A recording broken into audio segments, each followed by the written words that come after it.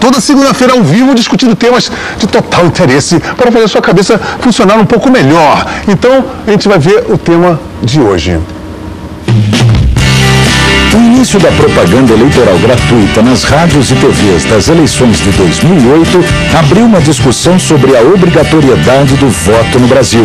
Pelas leis brasileiras, qualquer pessoa com mais de 18 anos fica obrigada a votar.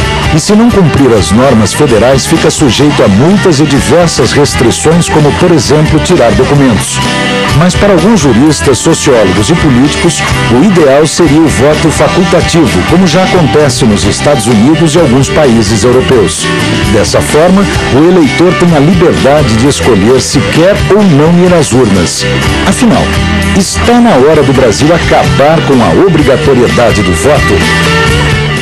Coisa profundíssima, né? Porque, afinal de contas, sempre foi uma arbitrariedade não poder votar e lutar contra essa arbitrariedade sempre foi uma coisa muito valorosa, mas as pessoas têm que entender que é uma outra arbitrariedade e você também ser obrigado a um direito. O direito é o voto. Portanto, eu sou um pouco tendencioso mesmo, mas vamos começar. O nosso querido Pedro Abramovay, secretário de Assuntos Legislativos do Ministério da Cultura. Pedro, o Ministério está aqui da Cultura e da Justiça. Da Justiça. Tá bom, aqui está na Cultura, né? Pois bem, Pedro, você não acha que isso me dá uma urticária, dá uma claustrofobia cívica? Não poder não votar, porque a gente sabe perfeitamente que o voto branco, o voto nulo, acabam sendo estrategicamente colocados ou para o cara lá, ou o cara colar. E, porra, afinal de contas, várias pessoas morreram por nós, pelo direito de votar, enquanto que essa mesma coisa é uma arbitrariedade não votar, como também é uma arbitrariedade votar. Fora esse fato, para continuar a minha pergunta, eu queria saber o seguinte: você não acha que essa obrigatoriedade do voto, estando inserida no contexto, ela não muda para pior a eleição brasileira? Boa noite. Então, boa noite para todo mundo. Acho que vou começar justamente por onde você falou. Será que todo direito, ele é facultativo? Será que tudo que a gente brigou para conseguir como direito, a gente pode dizer, bom, é direito, mas eu não preciso fazer? Vou pegar um exemplo, a escravidão. Foi uma conquista da humanidade, na maior parte dos países, se livrar da escravidão. E não é facultativo. Você vai falar, hoje eu quero ser escravo. Eu não posso me escravizar. Só se for escravo sexual. Bom, aí... Mas tudo bem, vamos lá. Então eu acho que esse é um primeiro ponto. Essa ideia de que o direito ele necessariamente é algo que é facultativo. Não é. O direito nem sempre é um dever, né? Então, nem sempre, mas às vezes é. Sobretudo quando ele trata de uma liberdade, não uma liberdade privada. Vou guiar meu carro hoje, vou a pé, mas uma liberdade pública. Não é antidemocrático, não? Porque, por exemplo, não pode ser um protesto eu não querer votar, porque o fato de votar nulo em branco, ele soma, ele algebricamente... Não soma, não. Sim, vai para os votos... Antigamente. Vai para os campos. Não, antigamente mudou. Não. Antigamente o voto branco ia, isso não tem mais. Você vai lá, fica na maior fila, entendeu? Você está puto. Por exemplo, o seguinte, não pode ser uma coisa de protesto, por exemplo... Pô, não tem ninguém que eu queira votar. No caso do Rio, eu teria até uma pessoa, mas eu não estou no Rio, mas eu não aqui no sábado. Mas enfim, não quero votar, não quero ir lá. Eu não, e aí? E aí vai ter que ir. Por quê? Vai ter que ir. Condição. Aí você começa a perder credibilidade. Mas é isso. Quem se favorece na classe? Você, então. Paulo Bandeira, representante do movimento Voto Livre. Certo. Por favor, você me fale isso, porque eu estou tendencioso parcial. Agora, eu não consigo entender isso. Por favor, me explique. Lobão, eu revoltado com essa polêmica há muitos anos atrás, que eu questiono a obrigatoriedade do voto no Brasil. Então eu resolvi catalogar informações a respeito do assunto. Então criei um blog chamado movimentovotolivre.multiply.com, em que cataloga informações sobre o tema. Hoje, na internet, é o blog com maior informações na internet sobre o tema. Repita, por favor, o site. Por enquanto, está em forma de blog. Mas o blog, o endereço? movimentovotolivre.multiply.com. Movimentovotolivre.multiply.com. Mas vai ser. Eu já fiz uma entidade sem fim lucrativo com o CNPJ, então já fiz o .org. Então é mvl.org.br, mas o mvl.org.br não está no ar ainda. Deixa o que está no ar. Que está no ar. Depois eles entendem. Certo. Então, o que o meu site faz? O meu site faz o seguinte, ele cataloga as opiniões, primeiro, dos mais importantes, que são os senadores e os congressistas e os deputados federais, porque são eles que têm o poder de mudar isso. Eles que têm o poder de aprovar ou não as propostas de emendas constitucionais, as PECs. E o meu site cataloga as opiniões, mas mais do que as opiniões, são os dados. O meu site consegue comprovar por A mais B que o voto livre é mais benéfico para a sociedade do que o voto obrigatório. Você pode explicar isso para as pessoas? Primeiro, a CIA, no meu site tem um link para o site da CIA americana. CIA americana. Que ela cataloga informações. Ela cataloga 232 países no planeta. Dos 232 países do planeta, apenas 23 ou 24 adotam o voto obrigatório. Quem? Brasil, Bolívia, Argentina. Isso quando não é ditadura total, né? Total. Paraguai. Então, mas, ó, temos que equilibrar aqui. Tem uma lei aqui, Juliana Sacaia, da ONG Transparência Brasil, por favor.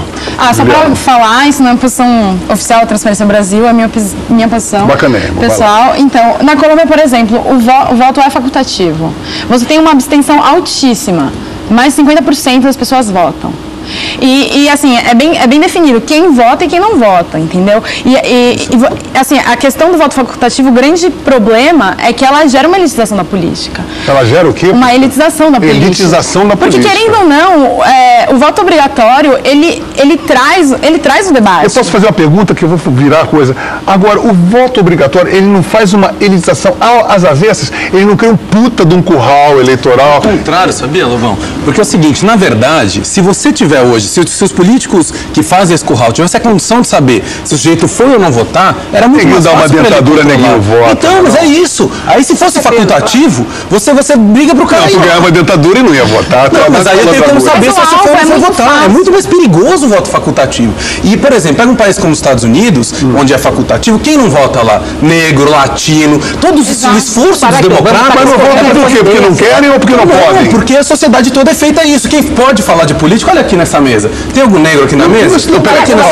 Tem. Está concorrendo a presidência. Não, peraí. O negro não tem vez nos Estados Unidos. Mas aí é que tá. Os em geral tem mais poder quando é alguém diferente que quem. Mas eu quero dizer, uma coisa interessante. Aí sim, apoio, senão não tem. Juliana, um momento, por favor, eu quero só uma coisa muito importante, porque ele falou que eu acho que para as pessoas entenderem.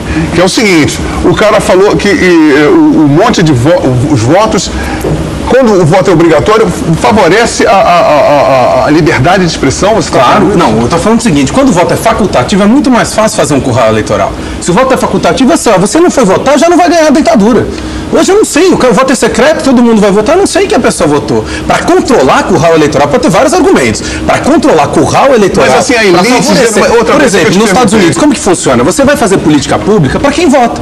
Então você sabe, quem vota é branco. Mas se é obrigatório, se não é obrigatório, o que é bem interessante, os ticanos, os negros não votam, já que se é facultativo, porque há um impedimento desses caras. Eles estão tão excluídos do debate público, da questão... Claro que a gente não vive numa sociedade perfeita. Será que a gente vive numa sociedade onde todo mundo tem acesso à mesma informação? Vamos passar aqui, Diogo, tá cartunista. Democracia hoje. Tudo bem, Diogo? Tudo bem? O que você acha dessa coisa que parece-me tão pouco palpável? Eu acho o contrário na questão do curral eleitoral. Porque cria uma situação muito favorável para o político perpetuar. Quem quer entrar no jogo político, não é verdade? Exatamente. Quando você tem... ser estimulado. Quando você tem uma... Ser estimulado, não obrigado. Óbvio. Mas a obrigação é uma estimulação da política, do debate. É muito fácil. Estimular com a propaganda política. Não há clitóris que segure, porque é horrível a propaganda política. Por favor. Joca, né? Joca, é isso. Não, eu estava dizendo assim, obrigando uma pessoa a votar, você não está estimulando debate político nenhum. Você está obrigando uma pessoa a fazer uma coisa que ela não quer fazer, que ela podia fazer. Exatamente, quando você obriga uma pessoa a fazer uma coisa que ela não quer, psicólogo, pedagogo, você não, mas você obriga. Poucos lugares nos Estados Unidos se discute tanto política. As pessoas ficam impressionadas realmente como se discute política no Brasil. Mas uma pessoa que é obrigada a votar e ela não quer votar, o que ela acaba fazendo? Ela pode colocar isso como uma troca de favores, coloca o voto dela como uma troca de favores. Não, mas espera, existe agora estamos aqui, o nosso querido Danilo, que é estudante de arquitetura, né, Danilo? Isso. Então, existe o não voto, que é o voto nulo. No Brasil ele é desconsiderado. Deveria ter os votos, deveria contar como voto válido. O voto nulo tem que ser considerado como voto de protesto.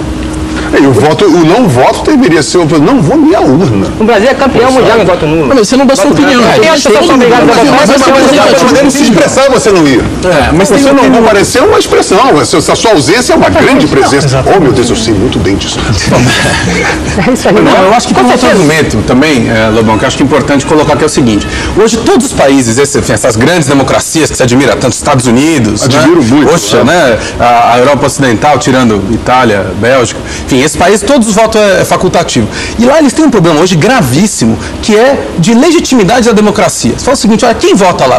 O presidente foi eleito com 20% dos habitantes votando. Bom, aí isso é um negócio sério, entendeu? Poxa, que país aqui, que legitimidade, quem é esse presidente aí que 20% das pessoas votaram? Sabe que no Brasil, quando o Juscelino Kubitschek foi eleito... Desculpe, 20% não. Às vezes sim. Mas 20% não, é mais de 50%. Não, que votam. Sempre mais, não é isso, mais de 50%. Aí os votos, isso dá 20%. Fala que o Brasil tem o Bush teve 20% dos eleitores lá. A gente tá brasileiro, você é brasileiro, morando num país dos mais violentos do mundo, morando num país que tem as maiores piores distribuição de renda do mundo. Nem se lembra de quem votou. A americana é ruim. A democracia americana, no sentido de participação política. Voto obrigatório no Brasil. E olha o que está dando. Calma, um momentinho, estereofonia, não. Por favor, Juliana. Você tem estudos de ciência política que falam realmente que em um país onde o voto é facultativo, isso é muito atrelado à educação e à renda, ou seja, a elite vota. É exatamente por isso que os chicanos, os negros, os jovens pobres dos Estados Unidos estão fora. Na Colômbia, por isso que o Barack Obama está lá babando a gravata em cima dos chicanos e dos negros. Mas é exatamente quando você tem uma apelação que é um presidente negro, isso é um fator novo. Mas aí vem justamente do lugar que tem que motivar. É um bom político, um político interessante. Quando não tem político interessante, não tem interesse. No fundo, ele é tão conservador quanto os outros. Não interessa, é interessante, carismático. Ele é interessante porque ele é negro. Não interessa, movimenta voto, que eu quero dizer. Eu não sei se ele é bom. É simbólico isso. Mas a obrigatoriedade, mas você vê que é automático. Tem uma pessoa carismática, pode ser um canalha, mas movimenta massa. É só isso. Então, os políticos têm que aprender a se tornar mais humanizados e mais próximos do povo, senão fica essa canalice de plástico. E outra que os políticos, o cara chega ao poder com 20% dos votos, é porque os outros 80% não quiseram votar nele, tiveram a opção de não votar nele também. E vão ter que. E aí toda a democracia fica sendo questionada, porque. Aí tinha que ser questionado, mas assim, mas no Brasil. Na bola, como você bota mas no Brasil, por exemplo, a eleição de 98. A eleição de 98, o Brasil teve 40% dos votos não válidos. Foram o quê? Votos brancos, votos nulos e abstinência. Então você conta 40% dos votos? Exatamente. Bom, o Brasil tem um voto obrigatório. Muito violento, por exemplo. Que não foram válidos. Ou seja, uma coisa que é legítimo. O voto obrigatório, você vê que no voto obrigatório não obriga ninguém a votar no final. Na verdade, todo mundo fez isso aí. Eu acho bonita a coisa do voto obrigatório no Brasil. Por quê? Eu acho. Por quê? Porque é o seguinte, você perde crediário, você perde crédito na praça. O candidato pode matar um cara que é candidato. Agora, o eleitor, se não votar, vai pagar R$3. Não, se ele fala que tem as eleições, vamos botar direitinho. Agora, você tem que constitucionalmente. São muito mais coisas. Tanta coisa que é obrigatória na vida, a gente não pode dizer que é obrigatório. A participação democrática, tanta coisa ruim que a gente faz de maneira obrigada. Eu tenho que botar um break, cara. Tudo bem. Olha o seguinte, daqui a pouco a gente volta.